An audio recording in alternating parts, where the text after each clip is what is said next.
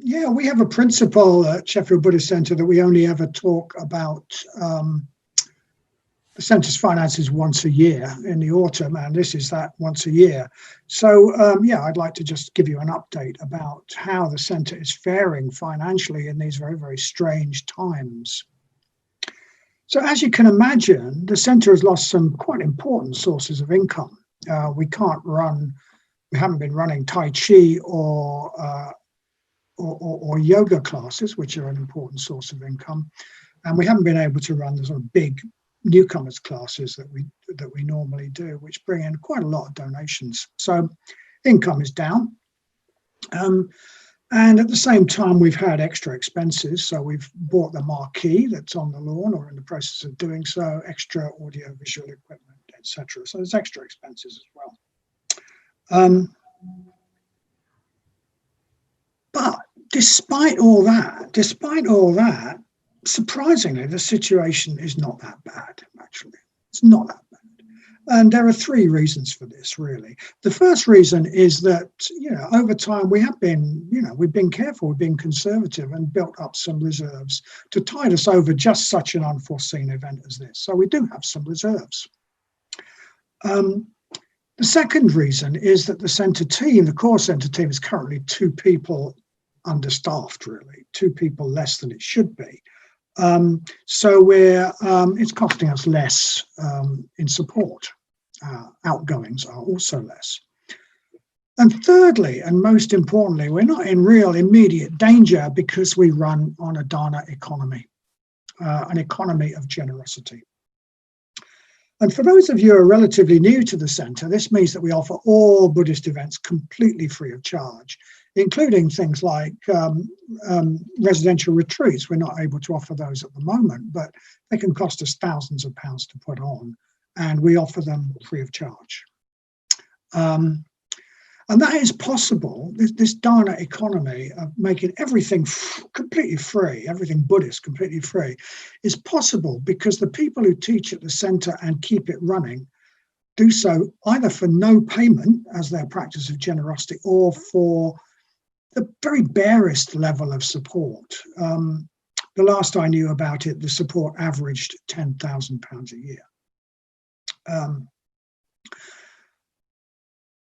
So that's one of the things that makes the generosity economy possible, is the generosity of the people who sort of make the centre happen, if you like, who run classes and keep it going. And the second condition that makes the dana economy possible is the generosity of the many, many people who make a regular donation to the centre. So people often say there's something a bit special about Sheffield Buddhist Centre. There's a spirit of friendliness, community, a feeling of being part of a shared project, even a sense of a bit of excitement about what's going on here. People from other centres have often commented on it. And a big part of the reason for that is the dana economy. The dana economy makes us a community based on generosity. Lots of different generosity from lots of different people, giving in their own sort of different way. Makes us that, a community rather than a business run on the marketing principle that I will do something for you, but only if you do something for me. It makes us partners in a common project rather than service providers and customers. It makes us a dharmic community. And that is why Sheffield Buddhist Centre feels the way it does.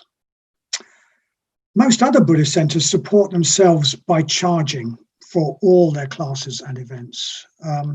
And centres that support themselves that way are often having a very hard time due to COVID,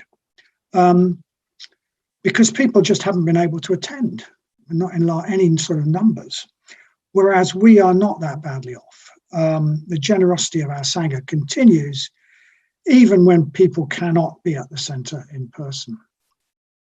So for the time being, we're okay because of your generosity, our generosity as a community. So I'd like to take this opportunity to really warmly thank all of you who help support the centre by making regular donations to it through a standing order. And I'd also like to thank those people who've increased their standing order or made extra one-off donations in response to what's going on, which a number of people have, out of concern for the centre. So you know who you are. Thank you for that.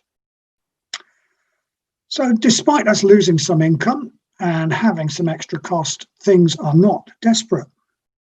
They could be better. They could be better.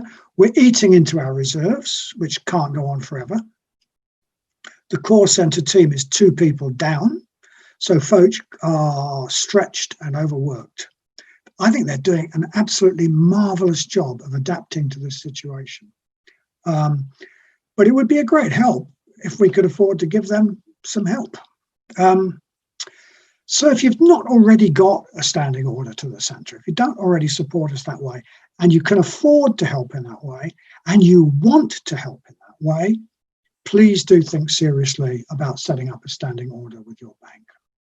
There is absolutely no obligation. There is no should about this. You are very, very welcome to benefit from the centre completely free. We do what we do in the hope that people benefit, not so that they give us money.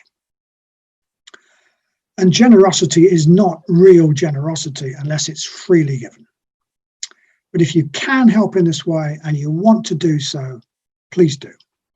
Any amount will be appreciated. I'm completely out of date with this, I'm sorry, but I think donations at the moment range from about £3 a month upwards, and that the average is maybe about 20. I don't know. Somebody can give me a thumbs up if that's right. It won't be that far off, the average being about 20. So if you would like to take out a standing order, you don't already have one, it would be really helpful. If you already have a standing order at the centre, you might think about increasing it if you can, if you want to. Cool. But at the moment, I am not here to shout for help. Not at the moment. We only shout for help when we really need help. There have been 2 occasions in the past where we really needed help, and the Sangha responded tremendously. Once, we doubled our standing order income in 3 months when we said that that was what was needed. But I'm not, so the Sangha responded tremendously, but I am not shouting for help now. Not now, but these are very uncertain times. They're very uncertain times. We just don't know what is going to happen with the pandemic or with the economy. It's possible that something completely unforeseen will happen. We don't know. So it's possible that in the future we will need to ask your help. And we usually have this principle that we only talk about money once a year, but that might happen before next autumn.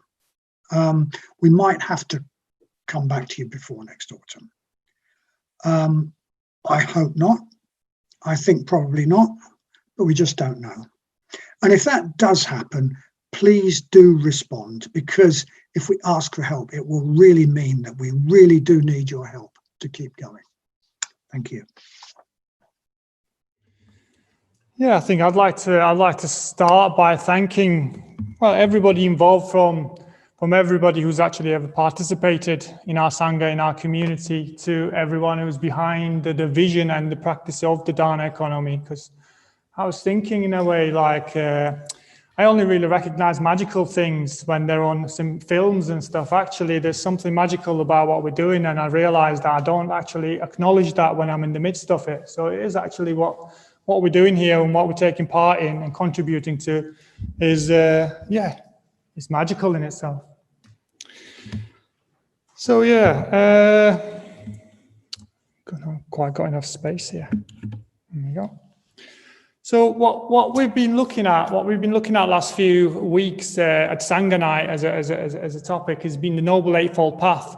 So we've been looking at the Buddha's Noble Eightfold Path, which starts with the path of vision and then the path of transformation. So we've been looking at how we can develop our vision till we've got right vision. We've got basically our vision of reality as it really is, and how we can transform how we live in line with that vision. So that's what we're trying to do. And we've got to the 7th stage, basically, the 7th limb of this Noble Eightfold Path, which is awareness, perfect awareness. And this week and next week, we're going to be looking at that. We'll be exploring and unpacking what right awareness, perfect awareness is.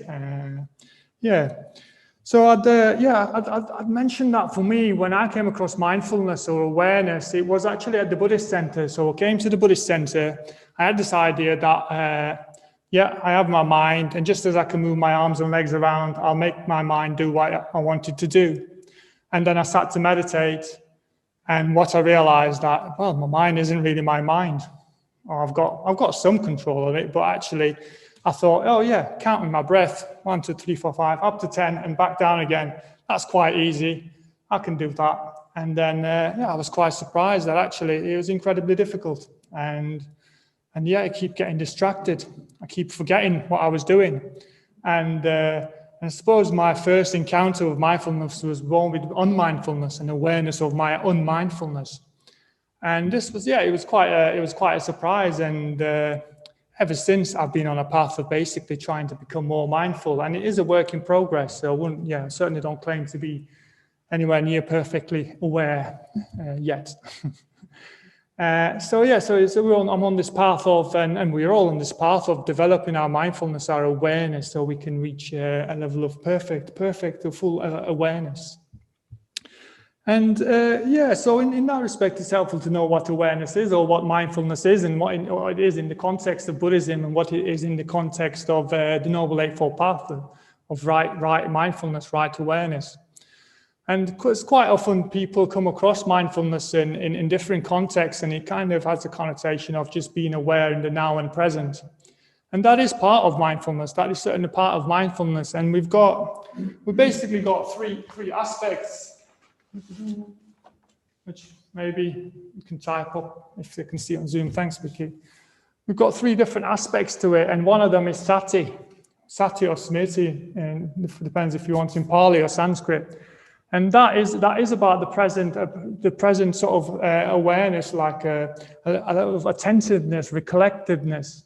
And that does involve just being aware of what's going on now in the present. But when we talk about it in terms of in the Buddhist mindfulness and Buddhist awareness, we're actually talking about more than that. So that's just a part of it. And it could. So when we're actually becoming aware of our posture, that's in the present, that's now, that's part of sati. When we're becoming aware of the moods we're in, or whether our mind's kind of quite energetic or quite dull. But also things like, when we can taste food, when we're actually tasting the food we're eating.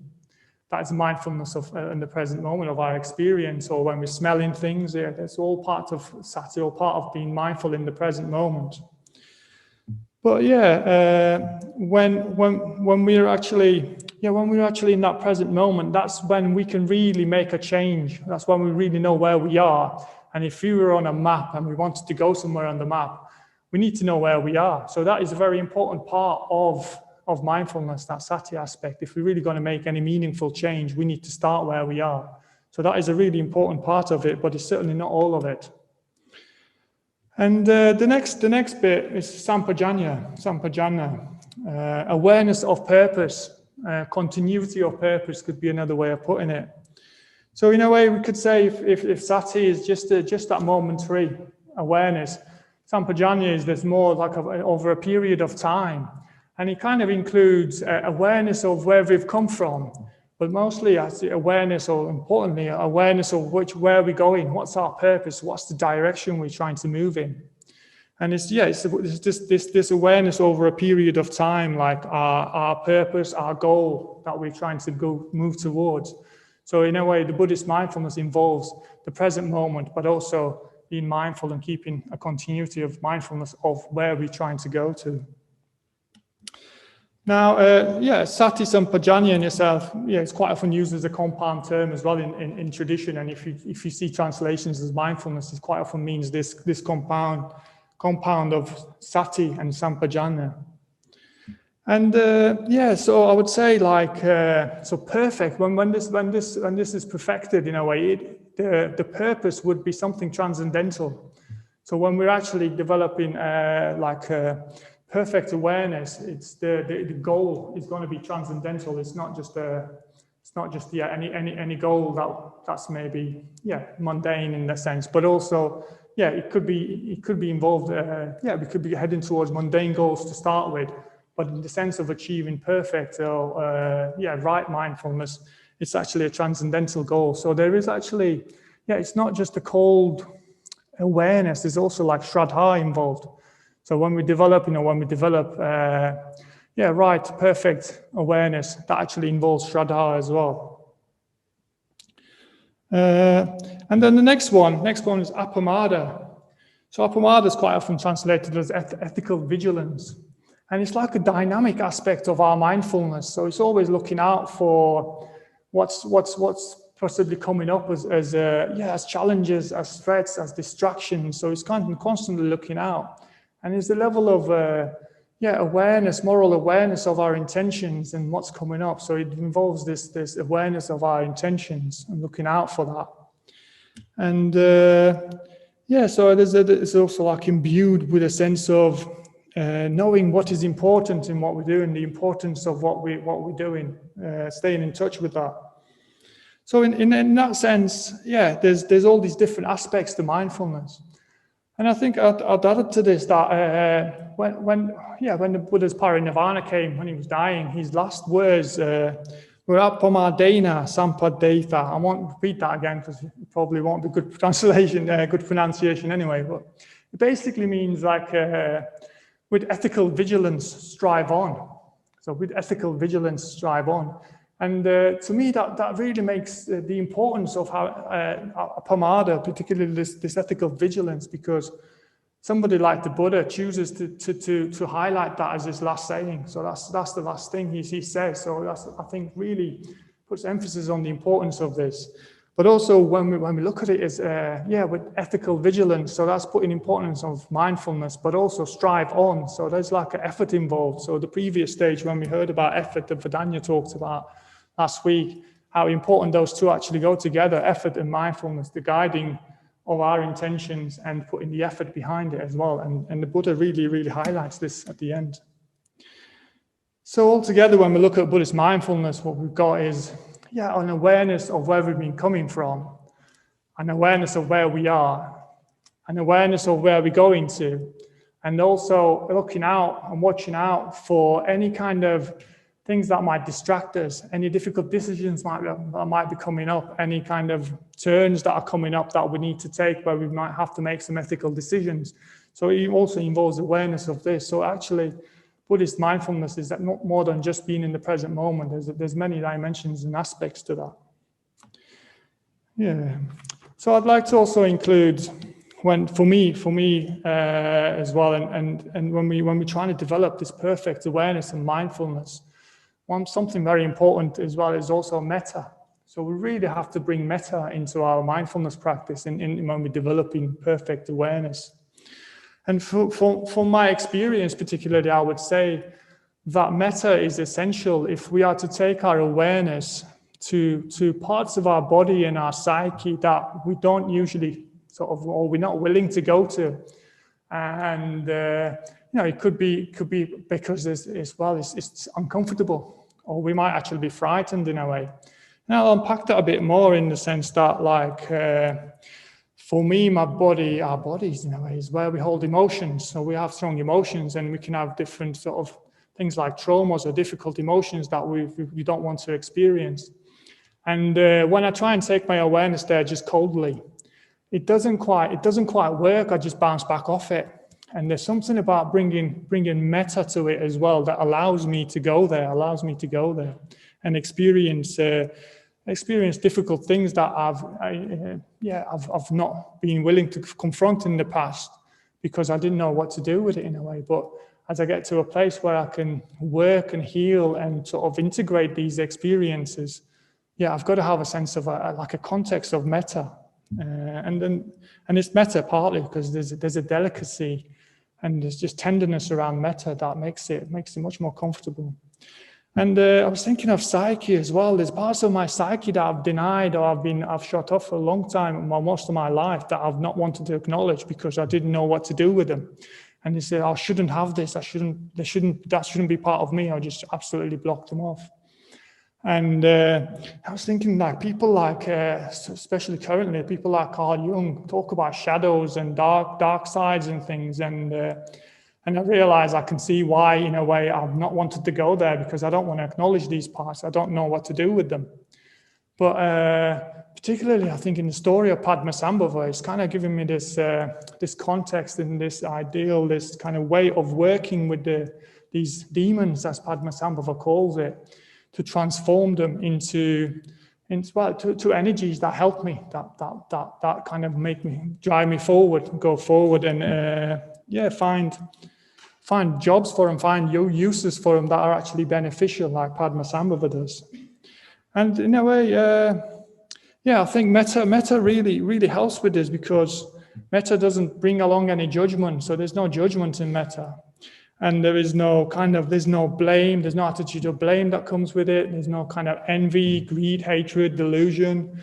And they don't bring any resentment or anything like that. So when I bring metta into my awareness and I look at myself, particularly in this case, it's like I don't feel under attack in any way, or I don't feel like I'm in comparison with anybody else or anything else. So I don't feel like getting defensive and denying parts of my experience and parts of my psyche. And so this is why, for me, bringing metta into awareness is so important. And I think this is why it's so complementary to mindfulness breathing and metta bhavana. That's why we have these two meditations that really complement each other. They're not actually quite sort of separate things, that actually really complement each other. So as far as the three aspects of mindfulness, metta is essential if we're going to develop right awareness, if we're going to grow towards perfect right awareness. And to sort of bring this more, how does that look like? What does that look like in practice? What does that look like? And to give an example, so there's something, it wasn't long ago. Something happened that I just found that I can really see it in this kind of context, and it was during an event where so I first became aware that I suddenly developed like these judgments came out towards somebody, like judgments, and based on that there was a sense of disconnection from this person.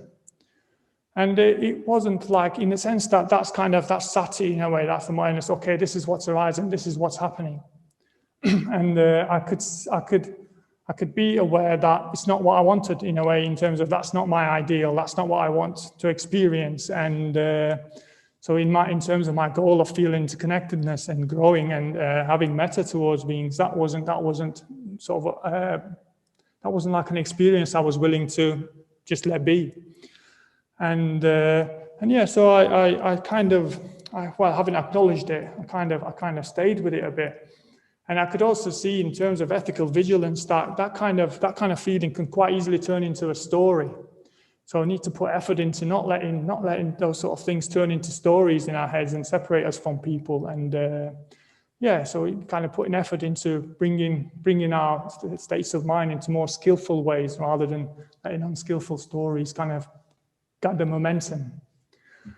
And so I was able to just stay with that for a while and bring some metta into it, in terms of just trying to let go of any kind of judgment, just trying to let go of any kind of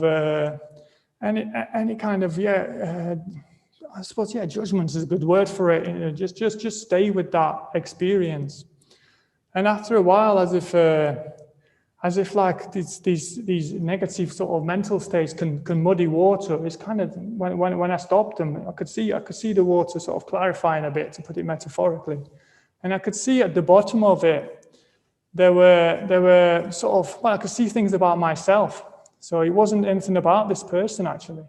So at the bottom of my kind of psyche, or my kind of intentions or being, there was basically, like, it was around dancing. So this person was dancing, and I realized what I feel is that I feel inhibited around dancing in public, particularly if I'm sober.